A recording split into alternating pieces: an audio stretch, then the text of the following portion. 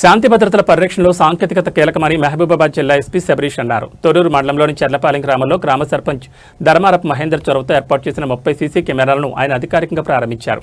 ఈ సందర్భంగా గ్రామంలో ఏర్పాటు చేసిన సభలో పలు కీలక అంశాలపై ప్రజలకు అవగాహన కల్పించారు.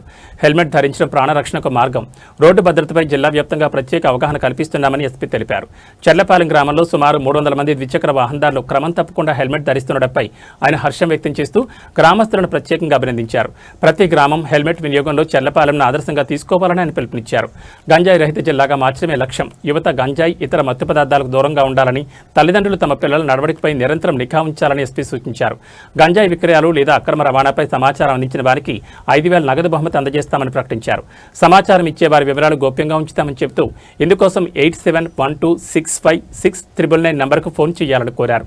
సర్పంచులకు సూచనలు. కొత్తగా ఎన్నికైన సర్పంచులు తమ గ్రామాల అభివృద్ధిలో భద్రతకు పెద్దపీట వేయాలని, గ్రామాలను నేరరహితంగా తీర్చిదేందుకు కృషి చేయాలని కోరారు.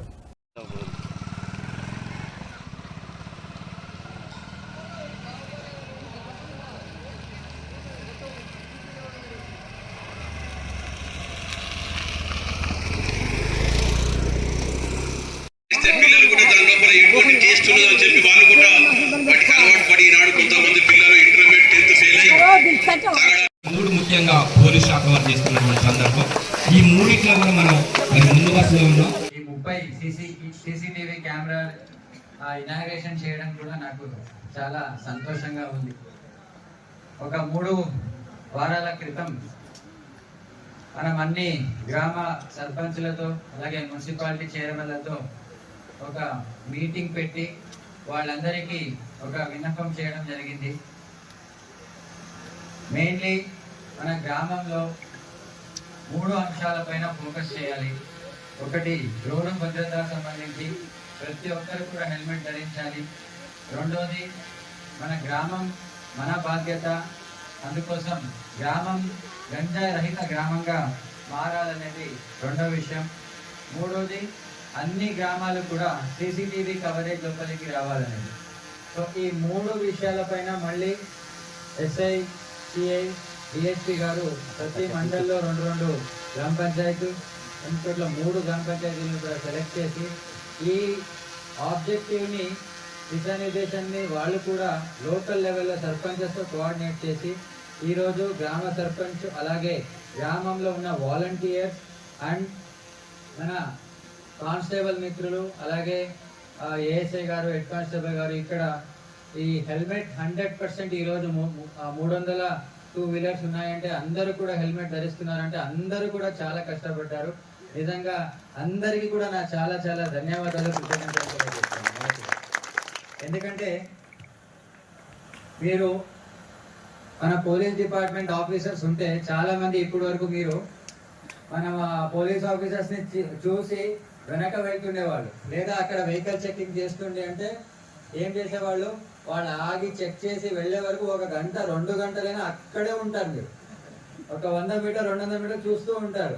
అంతేకాదు ఇంకా వెనక వచ్చే వాళ్ళు కూడా అక్కడ పోలీస్ చెకింగ్ ఉండే అని చెప్తుండే, కరెక్టా? బట్ ఈ రోజు ఎంతమంది పోలీసు ఉన్నా మీరు నిర్భయంగా వెళ్తారు. ఎందుకంటే మీరు ఏమి తప్పు చేయట్లేదు, మీరు హెల్మెట్ వేసుకుంటున్నారు, అన్ని ట్రాఫిక్ రూల్స్ పాటిస్తున్నారని. సో అలాగే మీరు మిమ్మల్ని చూసి ఇంకా చాలా మంది హెల్మెట్ ఇప్పుడు అందరూ ధరించుకుంటే ఎవరు హెల్మెట్ వేసుకోరో వాళ్ళకి ఏదో రకంగా నేనేదో ఒక డిఫరెంట్ గా ఉన్నానని అనిపిస్తుంది. సో వాళ్ళకు కూడా ఏదో ఒక ఆలోచన వచ్చి హెల్మెట్ వేసుకోవాలని అతను కూడా అనుకుంటాడు.